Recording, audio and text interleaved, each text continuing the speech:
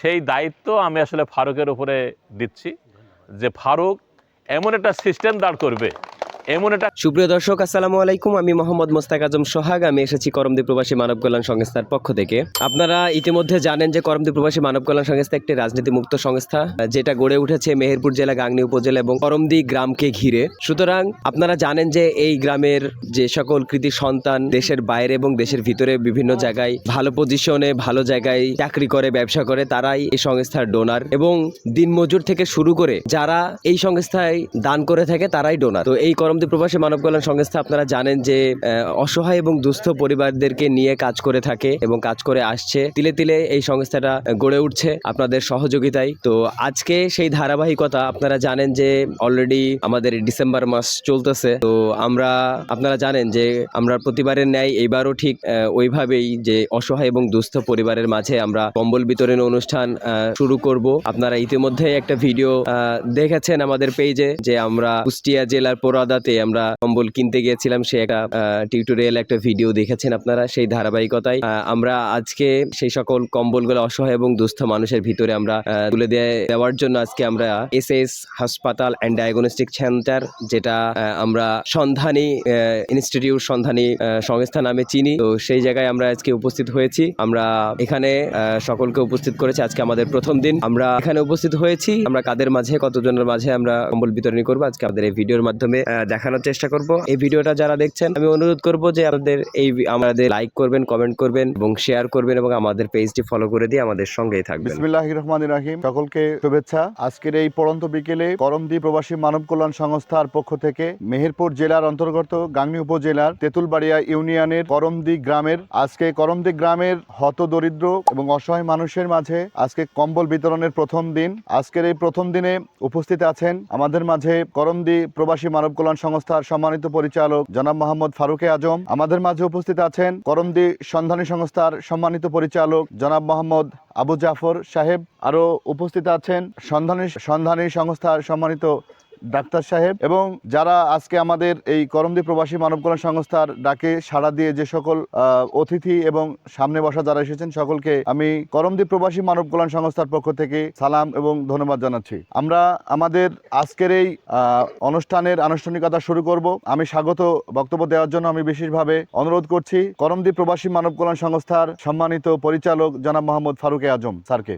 বিসমিল্লাহির রহমানির রহিম। করমদ্বীপ প্রবাসী মানব কল্যাণ সংস্থা, এই সংস্থাটা মেহেরপুর জেলা গাংনী উপজেলার করমদ্বীপ গ্রামের এই সংস্থাটা। আপনারা অবশ্যই যে সকল লাইভে দেখছেন যে প্রবাসী ভাইরা, তাদেরকে আগেই আমি তাদেরকে ধন্যবাদ জানাই। আর ধন্যবাদ জানাই আমাদের এই গ্রামের অনেক কৃতি সন্তান, অনেক গণ্যমান্য ব্যক্তি যা আমার এখানে উপস্থিত হয়েছে এই করমদ্বীপ প্রবাসী মানব কল্যাণ সংস্থার আজকে শীত বস্ত্র বিতরণের উপলক্ষে আপনাদের দেখাচ্ছে যে আজকে আমাদের করমদ্বীপ গ্রামের যেসব অসহায় পরিবার আছেন, দরিদ্র, হত দরিদ্র, তাদের কষ্ট দিন যাপন করছে, তাদেরকে উদ্দেশ্য করে আজকে প্রবাসী ভাইরাই তাদের অর্থায়নে এই করমদ্বীপ গ্রামের যেসব আপনাদেরকে ভিডিওর মাধ্যমে দেখানো হচ্ছে, ভিডিও চিত্রের মাধ্যমে তাদের মাঝে আজকে কম্বল বিতরণ করা হবে। সেই অনুষ্ঠানকে আপনাদের সাফল্যমণ্ডিত করার জন্য আপনাদেরকে বিশেষভাবে অনুরোধ করছি। আর বেশিরভাগই আমি অত্যন্ত কৃতজ্ঞ যে আমার এই সন্ধানী সংস্থা, যে সংস্থা পরিচালক আবু জাফর ভাই, আর তা আমার এই অনুষ্ঠানে উপস্থিত হতে পেরে আমি অত্যন্ত খুশি এবং ধন্য। যেহেতু এই সংস্থার করমদ্বীপ গ্রামের কৃতি সন্তান ডাক্তার মোহাম্মদ মখলিসুর রহমান সুদূর জাপানে আছেন, তার অর্থায়নে এই গ্রামের শুধু কেন্দ্র করেছেন এবং আরও গাংনীতে শিক্ষা কেন্দ্র করেছেন এই আমাদের করমদ্বীপ গ্রামেরই সন্তানরা। তাদের এই অর্থায়নে, তাদের প্রচেষ্টায় এই গ্রামের উত্তরোত্তরভাবে উন্নতি হচ্ছে। আমি তাদেরকে ধন্যবাদ জানাচ্ছি। সেই সাথেও সকল প্রবাসী ভাইরা যারা আমাদেরকে এই সংস্থাকে উপকৃত করছেন, অর্থায়ন দিচ্ছেন, তাদেরকে ধন্যবাদ জানাচ্ছি। বিশেষভাবে যে গ্রামের অনেক সন্তানরা আসছে, কৃত সন্তানদেরকে যারা অনেকে এই লাইভটা দেখছেন, এমনকি যারা আমাদের এই পেজে লিপিবদ্ধ হতে পারেন নাই, যেহেতু আমরা তো একটা ভালো কাজে উদ্যোগ নিয়েছি, যেহেতু অসহায় পরিবারদেরকেই আমরা 2 বছর ধরে আমরা দিয়ে যাচ্ছি। কোনো সময় অর্থ আমাদের প্রোগ্রাম, বিশেষ করে রোজার মাসে, রমজান মাসে 1 মাসে সেহরির ইফতারি আমরা দিয়ে থাকি এই গ্রামের। তারপরে কম্বল বিতরণ করে থাকি। আবারও যদি কোনো অসহায় মানুষ যদি চিকিৎসার অভাবে যদি তারা চিকিৎসা হতে পারছে না, তাদেরকে অর্থ দিয়ে থাকি। এরকম আমাদের প্রোগ্রাম আছে। আপনারা আর্থিক সহযোগিতা যেসব ভাইরা আছেন, প্রবাসী আছেন, তাদেরকেও আমাদের এই পেজে একত্রবদ্ধ করবেন এবং সার্বিক সহযোগিতা করবেন এ বলে আমি শেষ করছি। সকলকে আসসালামু আলাইকুম। ধন্যবাদ। প্রবাসী মানব কল্যাণ সংস্থার সম্মানিত পরিচালক মহোদয় অত্যন্ত গুরুত্বপূর্ণ কথা বলেছেন। আসলে আমি যারা আমাদের এই ভিডিওটা দেখছেন, আমি অনুরোধ করে বলবো যে করমদ্বীপ প্রবাসী মানব কল্যাণ সংস্থা 2টা বছর ধরে একদম অসহায় দরিদ্র মানুষের পাশে দাঁড়িয়ে কাজ করার চেষ্টা করছে এবং তারা সফলতার সাথে কাজ করে যাচ্ছে। যারা এই ভিডিওটা দেখছেন অবশ্যই শেয়ার দিয়ে প্রতিটা মানুষকে দেখার সুযোগ করে দিবেন এবং যারা এই করমদ্বীপ প্রবাসী মানব কল্যাণ সংস্থাকে সহযোগিতা করতে চান, আমি অনুরোধ করব আপনারা সকলেই এই প্রবাসী মানব কল্যাণ সংস্থার সাহায্য সহযোগিতা করে যাতে এই সংস্থাটি এই অসহায় মানুষগুলোর পাশে দাঁড়িয়ে তাদের দুঃখ কষ্ট ভাগাভাগি করে নিতে পারে। যেহেতু করমদ্বীপ প্রবাসী মানব কল্যাণ সংস্থা, আমি 2টা বছর তাদের সাথে আমি নিজেও জড়িয়ে আছি। আমি এই প্রবাসী মানব কল্যাণ সংস্থার সার্বিক সহযোগিতার মাধ্যমে আমি আছি এবং এই প্রবাসী মানব কল্যাণ সংস্থা এই করমদ্বীপ গ্রামের এমন অসহায় যে মানুষগুলো আমাদের কাছে যখন কেউ তথ্য দিয়ে থাকে, আমরা সার্বক্ষণিকভাবে চেষ্টা করি সেই মানুষগুলোর পাশে দাঁড়িয়ে তাদের দুঃখ কষ্টটা একটু ভাগ করে নেওয়ার জন্য। আমরা চাই করমদ্বীপ প্রবাসী মানব কল্যাণ সংস্থা চায় যারা এই করমদ্বীপ প্রবাসী মানব কল্যাণ সংস্থার সাথে জড়িয়ে আছে এই গ্রামের বা কিছু কৃতি সন্তান যাদের উদ্যোগে আজকের এই সংস্থাটি তৈরি হয়েছে, যাদের অক্লান্ত পরিশ্রমের মধ্যে থেকে কিছু অংশ তারা এই মানুষের স্বার্থে, মানুষের মঙ্গলের স্বার্থে ব্যয় করে যাচ্ছে। আমি যারা আজকে এই আমাদের মাঝে উপস্থিত হয়েছেন, যে মানুষগুলো আপনারা এসেছেন, আপনারা এই প্রবাসী ছেলেদের জন্য আপনারা দোয়া করবেন। আল্লাহ যেন এই ছেলেগুলো প্রবাস জীবন সুখে এবং শান্তিতে থাকতে পারে এবং তারা সুস্থ শরীরে কাজ করতে পারে। আপনারা সবাই তাদের জন্য দোয়া করবেন এবং প্রবাসী মানব কল্যাণ সংস্থা যারা যোদ্ধা তাদেরকে বলবো তারা যেন এই সংস্থাটিকে আরও শক্তিশালী করার জন্য যতটুকু পদক্ষেপ নেওয়ার দরকার অবশ্যই তারা যেন নেয় এবং আমরা সুশীল সমাজ যারা আছি আমরা সকলেই প্রবাসী মানব কল্যাণ সংস্থার সাথে কাজ করব এই অঙ্গীকারবদ্ধ। তো আমরা আর বেশি বক্তব্য নয়, আমি সংক্ষিপ্ত কিছু কথা বলার জন্য অনুরোধ করছি করমদ্বীপ সন্ধানী সংস্থার সম্মানিত পরিচালক জনাব মোহাম্মদ আবু জাফর আঙ্কেলকে। করমদ্বীপ প্রবাসী মানব কল্যাণ সমিতি সংস্থা, এটার উদ্যোগে যে আজকের আয়োজন, এই আয়োজকদের ধন্যবাদ জানাচ্ছি। পাশাপাশি আমি নিজেকে খুব ধন্য মনে করছি, কারণ আমি আসলে আপনাদের মেম্বার, আপনাদেরই পরিবারের সন্তান, কারোর ভাই, কারোর চাচা, কারোর ছেলে, এরকম একটা অবস্থায় আছি। কিন্তু এইভাবে দেখা হওয়া, এইটা আসলে আমার একটু কমে গেছে আপনাদের সাথে, এই জন্য আমি দায়ী। তো এই প্রতিষ্ঠানটার ব্যাপারে আমি মাঝে মাঝে দেখি যে বিশেষ করে ফারুক, সে বিভিন্ন সময় বিভিন্ন ধরনের কাজ করে বেড়াচ্ছে। তো দূর থেকে ফোনও দিই। ফোন দেওয়াটা আসলে এই জন্যই যে আমার খুব ভালো লাগে যে বিশেষ একটা গোষ্ঠীর জন্য কাজ করা, এটা ফারুক আসলে মানে করে না, এটা ফারুকের পৈতৃকভাবে পাওয়া।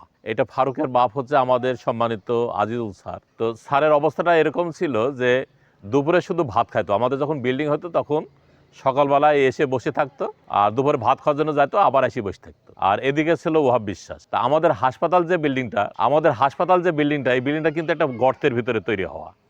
তো তখন অনেক নিচু থেকে জায়গা থেকে তৈরি হওয়ার কারণে অনেক উঁচু মনে হচ্ছে। তা আমি আসছি, ওহাব বিশ্বাস আমার পায়ে এসে বুড়ো লাঠি দিয়ে পড়াম কিন্তু 2টা মারলো। তা আমি খালি কাঁদতে বাকি থাকলো, মানে আমি তো বুঝতে পারছি যে সে কেন মারলো, কিন্তু আমার খুব লাগিয়েছে। এখন মনে হয় যে আমার জায়গাটা ব্যথা করছে। তা আমাকে বলছে যে তুই যে এত বড় উঁচু বিল্ডিং করছিস, তো এই বিল্ডিং কি আমরা মইবাদি দিয়ে উঠবো? তা আমি বলছি যে ভাই, এই বিল্ডিংটা যখন হয়ে যাবে, এরিয়াটা যখন হয়ে যাবে, বালি ভরাট করলে এইটা ওই উঁচু আর থাকবে না।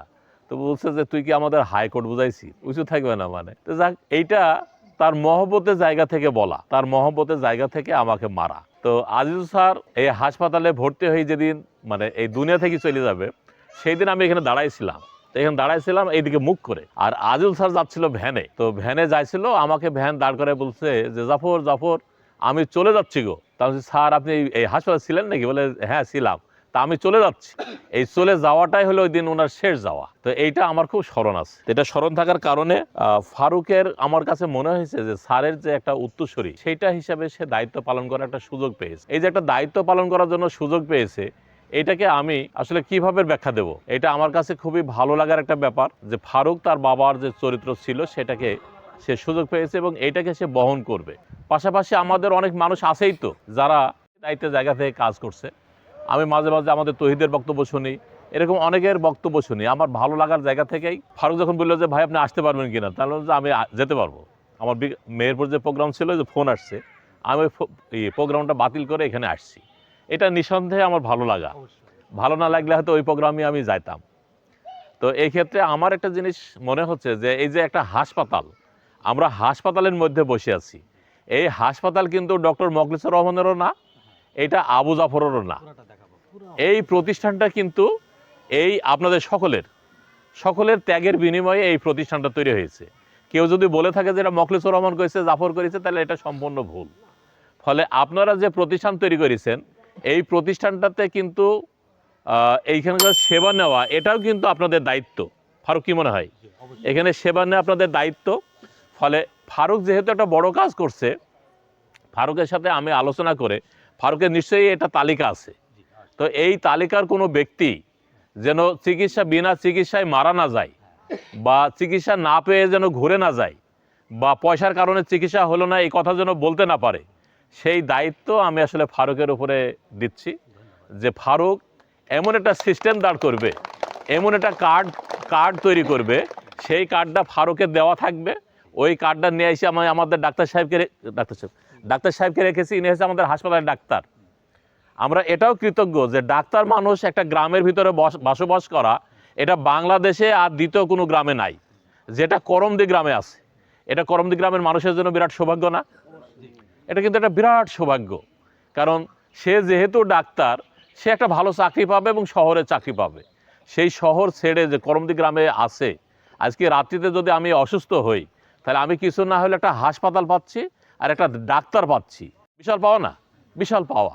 তো সেই ক্ষেত্রে এই ডাক্তারকে 24 ঘন্টা ব্যবহার করার জন্য দায়িত্ব আপনাদের। উনি কখনো বলবেন না যে আমি যাব না বা আমি আপনাদেরকে দেখব না। কারণ এই কথা যদি উনি বলা লোক হতো, তাহলে করমদি গ্রামে এসে বাস করার কথা না। কারণ উনি ডাক্তার, উনি তো শহরে চাকরি করে থাকবেন, ভালোভাবে থাকবেন, ভালো জায়গায় থাকবেন, এখানে কেন এসে থাকবেন? নিশ্চয়ই গ্রামের মানুষকে সেবা দেওয়ার যে একটা নেশা, এই নেশা উনি পেয়েছেন। আর উনি পেয়েছেন বলেই উনি গ্রামের মধ্যে আছে। তাহলে ওনাকে ব্যবহার করা তো আমাদের দায়িত্ব, তাই না? আমাদের দায়িত্ব। ফলে ফারুকের যেহেতু আপনাদের তালিকা আছে, ফলে ফারুকের সাথে আমি পরবর্তী সময়ে বসে ওই কার্ডটাকে কীভাবে করা যায়, একটা সিস্টেমে আনা যায়, সেই সিস্টেমে এনে ফারুক সেই চার্ট একটা তৈরি করে দেবে। আর সেই চার্ট আপনারা হাতে করে নিয়ে আসবেন। হাতে করে নিয়ে আসলে আমাদের ডাক্তার সাহেব আপনাদেরকে দেখবে। তো এই সুযোগটা আমি আজকে যে বলার সুযোগ পেয়েছি, এই জন্য আসলে আমার খুব ভালো লাগছে। কারণ আপনারা আর আমরা পৃথক কোনো মানুষ না, একই জায়গায় জন্ম, একই জায়গায় তৈরি হয়েছি, একই জায়গায় আপনাদের কোলে বুকে চড়ে বড় হয়েছি। ফলে আপনাদের চিকিৎসা দেওয়া এটাও কিন্তু আমার দায়িত্বের মধ্যে আসে। ফারুক যেমন বলেছে যে আপনাদেরকে এই শীত একটু সুবিধাতে রাখা, এটা আমার দায়িত্বের মধ্যে, তেমনিভাবে হাসপাতালেরও দায়িত্ব আছে। আর আরেকটা জিনিস মনে রাখবেন, আর একটুখানি সময় নিয়ে আমি শেষ করব, যে সন্তান মানুষ করতে পারলো না, সে কিন্তু কিছুই করতে পারলো না, ঠিক না? তো আজকে বল পড়ার এই যে নুরু ফরাজি, সে তার সন্তানকে যদি মানুষ করে জাপানে না রাখতো, তাহলে আজকে বাংলাদেশে যে কাজগুলো করছে, এটা কি আদৌ সম্ভব হতো? কারণ বাপের তো জমি পাইতো 2-3 বিঘি, 2-3 বিঘি জমি পাই লাঙ্গল বইতে আর কিছু করা যেত না। কিছু করা যাইতো কি? কিছু করা যাইতো না। তো আজকে আমি নিজেও ওই ভাইয়ের ব্যাগটা যখন ইউনিভার্সিটি পড়তে যাইতো বামুনদি পর্যন্ত, তখন তো গাড়ি ঘোড়ার ব্যবস্থা নাই, ব্যাগটা আমি কাঁধে করে নিয়ে যাইতাম। নিয়ে যাওয়ার পরে আমাকে আসার সময় 2 টাকা দিত। 2 টাকাতে মহা খুশি, খুব আরাম, মানে নাচতে নাচতে চলে আসতাম। তারপরে আমার জীবনে কি হয়েছে, তারপরে আমি একটা বাইসাইকেল কিনতে পারিছি, তাই না? বাইসাইকেল কিনতে পারিছি, বাইসাইকেলের পরে আমি একটা মোটরসাইকেল কিনতে পারিছি, মোটরসাইকেলের পরে কিন্তু যে একটা গাড়ি কিনতে পারিছি, তাই না? তাহলে এইটা আমাকে কে দিয়েছে? এটা আল্লাহ দিয়েছে, তাই না? এবং আল্লাহ যদি ইচ্ছা করে, তাহলে সেকেন্ডের মধ্যে আমার কাছ থেকে ওই গাড়িটা নিয়ে নিতে পারে, তাই না? তাহলে যে যে আমাকে পৃথিবীতে নিয়ে আসাইলো, যে আমাকে বড় করলো, যে আমার ছেলেপিলিকে বড় করার জন্য একটা বিরাট সুযোগ করে দিয়েছে। কারণ আমার ভিতরে একটা ছিল যে আমার মেয়ে হবে তেতুলবাড়িতে প্রথম ডাক্তার, আল্লাহ পাক তাই করেছে। আমার আরেকটা ছেলেও আর 2 বছর পরে হয়তো ডাক্তার হয়ে বের হয়ে আসবে, সে ডাক্তারি পড়ছে। তো এই যে এই সুযোগগুলো, এই সুযোগগুলো তো আল্লাহ পাক করে দিয়েছে। তো আল্লাহ পাক যেহেতু আমাকে এই সুযোগ করে দিয়েছে, এই সুযোগের যদি হক আদায় আমি না করি, তাহলে নিশ্চয়ই আমি আল্লাহ পাকের কাছে দায়ী হয়ে থাকবো। ফলে আপনাদের সাথে আমার এই দুটো কথা বলার সুযোগ পাওয়াতে আমার খুব ভালো লাগছে। আপনাদের সাথে আমার দেখা হবে, আবার হয়তো আমরা ডাকবো, ফারুকের মাধ্যমে আবার আমরা একসাথে বসবো। কিছু না, একটু গল্প করলাম, সকলের সাথে একটু কথা হলো, আমার একটু বিভিন্ন খোঁজ খবর নিলাম। কারণ বাড়তে বাড়তে যাই আমার খোঁজ খবর নেওয়া কাজটা তো কঠিন, কিন্তু এইভাবে বসে যদি আমরা একটু খোঁজ খবর নিই তাহলে সুবিধা না, বাবা যে কী বলো, তাহলে তো সুবিধা। তো এইভাবে আমরা পরবর্তী সময়ে বসবো। তবে আজ থেকে আপনারা চিন্তা করবেন এবং দরকার হলে ফারুককে ফোন দেবেন যে আমি হাসপাতালে যাচ্ছি, আপনি ফোন করে দেন কার্ডটা না তৈরি হওয়া পর্যন্ত। আর কার্ডটা তৈরি হয়ে যাওয়ার পরে ফারুক আপনাদের সেই কার্ড সই করে দিয়ে দেবে, সেই কার্ড অনুযায়ী আপনারা চিকিৎসা নেবেন। আপনারা আমার কথা কি বুঝতে পারলেন? তাহলে বোঝার কারণে তাহলে 3টা কাজ। একটা হচ্ছে প্রবাসী কল্যাণ সংস্থার কাছ থেকে আমরা এক ধরনের সুযোগ নিচ্ছি। আমরা যে হাসপাতাল বানিয়েছি সেই হাসপাতালে আমরা ভালো থাকার জন্য একটা সুযোগ নিচ্ছি। আবার আমাদের গ্রামে অনেক শিক্ষা প্রতিষ্ঠান আছে। আমরা যদি বলপাড়াতে যাই তাহলে জঙ্গলের ভিতরে কিন্তু একটা জাপানি স্কুল আছে। এটা মেহেরপুর জেলাতে ওইরকম বিল্ডিং নাই, এটা বড় বিল্ডিং। ওই বিল্ডিং কি আমাদের জন্য গর্ব করার মতন না? আমাদের করমদি গ্রামে 6টা সরকারি প্রাইমারি স্কুল, বেসরকারি তো অনেকগুলো স্কুল আছে। আর এই যে হাই স্কুল হচ্ছে 18 বিঘা জমি, প্রাইমারি স্কুল হচ্ছে 15 বিঘা জমি, আমাদের হাসপাতালে 5 বিঘা জমি। এগুলি কিন্তু বিরাট ব্যাপার। আমাদের কলেজে জমি, ঈদগাহ, মাদ্রাসা, তহসিল অফিস, মানে এইখানে আসলে সাধারণ মানুষের আর কোনো জমি নাই। আমরা যখন বলি তখন খুব গর্ব করি বলি, কিন্তু গর্ব করি বলার সাথে সাথে আমাদের সন্তানদেরকে মানুষ করার দায়িত্বও কিন্তু আমাদের আছে। এটা মানুষ করার দায়িত্ব আছে। আপনারা আপনাদের সন্তানদেরকে পড়াবেন, কারণ ঠিক না সারা জীবন গরিব হয়ে থাকবো, এটা কিন্তু ঠিক না। আর আজকে দেখবেন যে বাপ হয়তো মরিচ কাটিছে, ছেলে কিন্তু আর মরিচ কাটছে না।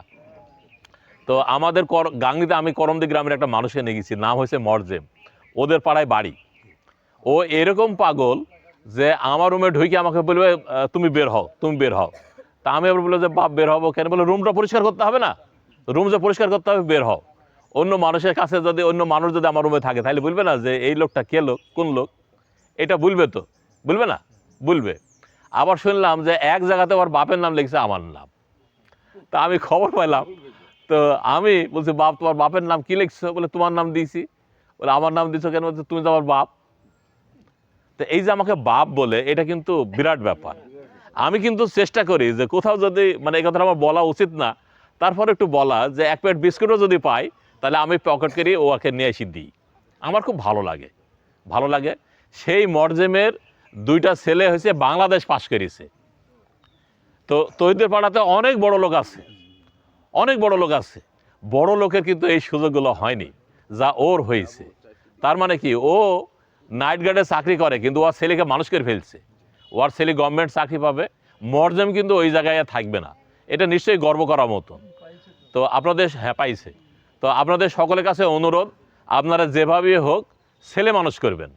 এই ছেলে ভাত খাইয়ে হোক, ডাল খাইয়ে হোক, 1 কাঠ ভাত দিয়ে হোক, যেভাবেই হোক আপনারা ছেলে মানুষ করবেন। তাহলে দেখবেন যে আজকের এই জায়গাতে আপনি থাকছেন না। তা আমার একটু কথা বলার সুযোগ হওয়ার কারণে আমি একটু বেশি করে কথা বলে ফেললাম, আমার ভালো লাগলো। তা আপনাদের সকলকে ধন্যবাদ জানাচ্ছি। ধন্যবাদ আপনাদের। আঙ্কেলকে অত্যন্ত গুরুত্বপূর্ণ কিছু কথা বলেছেন। আসলে উনি আমাদেরকে একটা বিষয় বলেছে, আপনারা কতটুকু ক্লিয়ার হয়েছেন সেটা হচ্ছে যে এই করমদি প্রবাসী মানব কল্যাণ সংস্থার মাধ্যমে উনি একটা কার্ড তৈরি করে দেবে। যাদের এই যে আপনারা যারা এখানে এসেছেন, আপনাদের এই তালিকা কিন্তু আমাদের কাছে আছে। এই তালিকা অনুযায়ী হয়তো আপনাদের মধ্যে অসুস্থ হয়েছেন, চিকিৎসা করার মতন কোনো আপনাদের টাকা পয়সা নাই বা চিকিৎসা হতে পারছেন না, আপনারা করমদি প্রবাসী মানব কল্যাণ সংস্থার সম্মানিত পরিচালক ফারুক আজম স্যারের সাথে একটু যোগাযোগ করবেন। উনি কার্ড দিয়ে দেবে আপনাদের কাছে। আপনারা এই কার্ডের মাধ্যমে এই করমদির সন্ধানী সংস্থায় এসে আপনারা ফ্রি চিকিৎসা নিতে পারবেন। আপনারা খুশি না? আপনারা খুশি তো? আপনারা শুধু খুশি না, আপনারা দোয়া করবেন এই করমদি গ্রামের উপর। যেহেতু করমদি গ্রামে অনেক শিক্ষা প্রতিষ্ঠান আছে, উনি বলেছেন আমরা খুব আনন্দিত যে করমদি গ্রামের সন্তান হতে পেরে। তো আমরা আমাদের আনুষ্ঠানিকতা আলোচনা আর নয়, আমরা এখন এই শীত বস্ত্র আমরা এখন বিতরণ করব।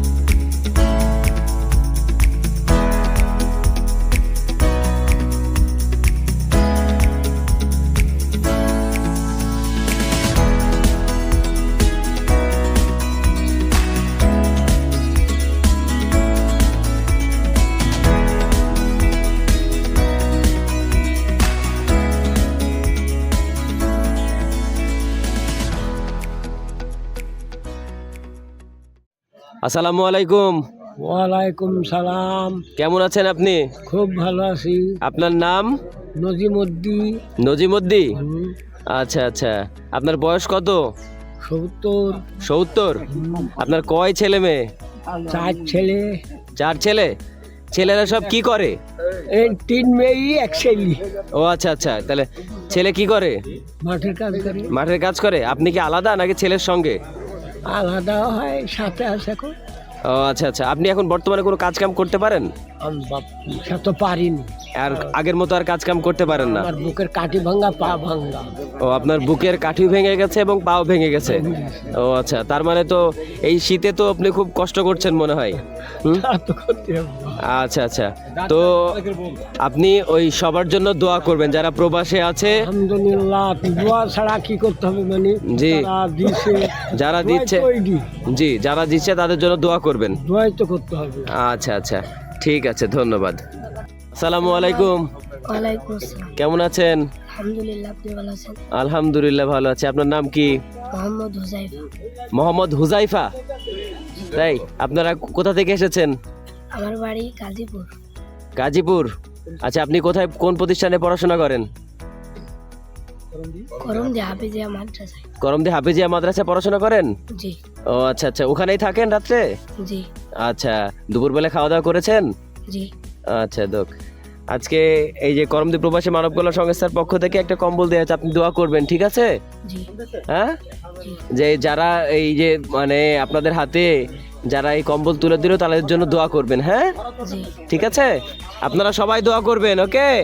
জি আপনারা শুনে খুশি হবেন যে আমাদের এই করমদি গ্রামে যে সন্ধানী সংস্থা, এই যে আমরা যে হাসপাতালের এখানে বসে এই যে কম্বল বিতরণ করলাম, এই হাসপাতালে আপনার বিভিন্ন পরীক্ষা নিরীক্ষার জন্য আমরা দেখা যায় যে কুষ্টিয়া, মেহেরপুর বা হলো ঢাকায় যায়, এই পরীক্ষাগুলো এখন আমাদের এই সন্ধানীতে হচ্ছে। এই পরীক্ষাগুলো সন্ধানী হচ্ছে যেহেতু আমাদের এই বেশি টাকা খরচ করে বা গাড়ি ভাড়া দিয়ে আর হচ্ছে বাইরে দূরে কোথাও যাওয়ার লাগবে না। এখানে অভিজ্ঞ ডাক্তার আছে বা এখানে ভালো চিকিৎসা ব্যবস্থা আছে। আপনারা সবাই এখানে আসবেন এবং আমাদের যে এই পরিচালক মহোদয় এই সন্ধানী সংস্থার উনি যে বার্তাটা দিয়েছেন, আপনারা এই যে প্রবাসী মানব কল্যাণ সংস্থার যে আমাদের যে পরিচালক ফারুক আজম স্যার, ওনার কাছে আসবেন, আপনাদের সমস্যা ওনার কাছে আসবেন, উনি কার্ড লিখে দেবে, সেই কার্ডটা নিয়ে এখানে আপনারা ফ্রি ট্রিটমেন্ট হতে পারবেন, ঠিক আছে?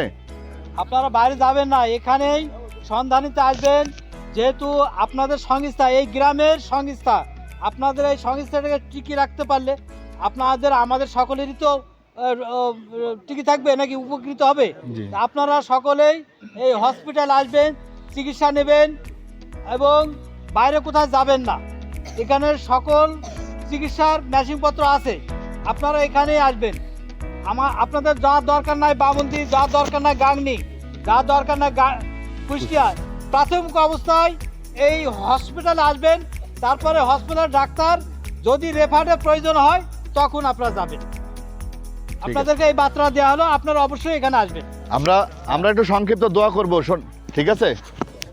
আসেন হুজুর, আসেন। আপনারা সকলে দোয়া করবেন। সকলেই দোয়া করব। সূরা ফাতিহা একবার পড়ি। সূরা ফাতিহা একবার পড়েন, সূরা ফাতিহা একবার, 3 বার সূরা ইখলাস মানে কুল হুয়াল্লাহু আহাদ, হ্যাঁ? তারপর দরুদ শরীফ একবার। আউযু বিল্লাহি মিনাশ শাইতানির রাজিম। বিসমিল্লাহির রহমানির রহিম। আলহামদুলিল্লাহি রাব্বিল আলামিন আর রহমানির রহিম মালিকি ইয়াউমিদ্দিন। ইয়্যাকা না'বুদু ওয়া ইয়্যাকা নাস্তাঈন।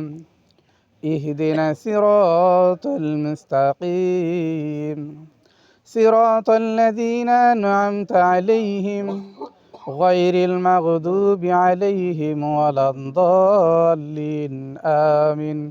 بسم الله الرحمن الرحيم. قل هو الله أحد الله الصمد لم يلد ولم يولد ولم يكن له كفوا أحد. بسم الله الرحمن الرحيم. قل هو الله أحد الله الصمد لم يلد ولم يولد ولم يكن له كفوا أحد. بسم الله الرحمن الرحيم. قل هو الله أحد الله الصمد لم يلد ولم يولد ولم يكن له كفوا أحد.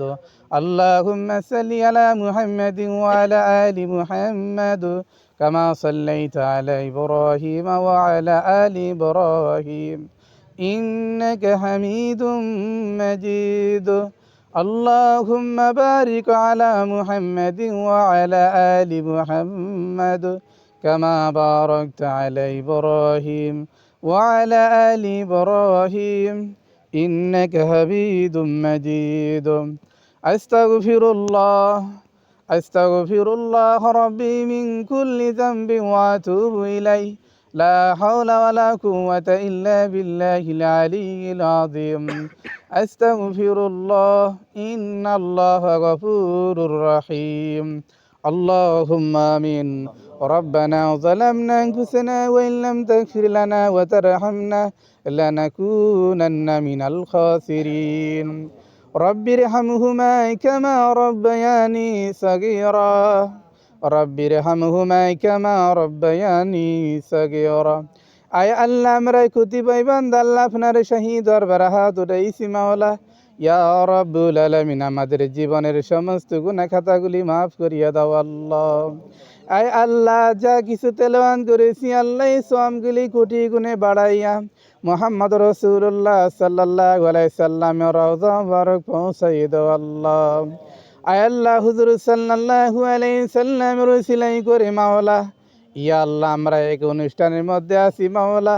আয় আল্লাহ শীতের বস্ত্র বিধান করা হয়েছে আল্লাহ, ইয়া রব্বুল আলামিন। আল্লাহ যেই ভাইরা আল্লাহ কাপড় দান করেছে, কম্বল দান করেছে মাওলা, ইয়া রব্বুল আলামিন বিপদের দিনে হাসরের দিনে মাওলা, আয় আল্লাহ তাদেরকে আপনি জান্নাতের পোশাক পরাই দিও মাওলা, ইয়া রব্বুল আলামিন। এই কল্যাণ থেকে মাওলা, ইয়া রব্বুল আলামিন।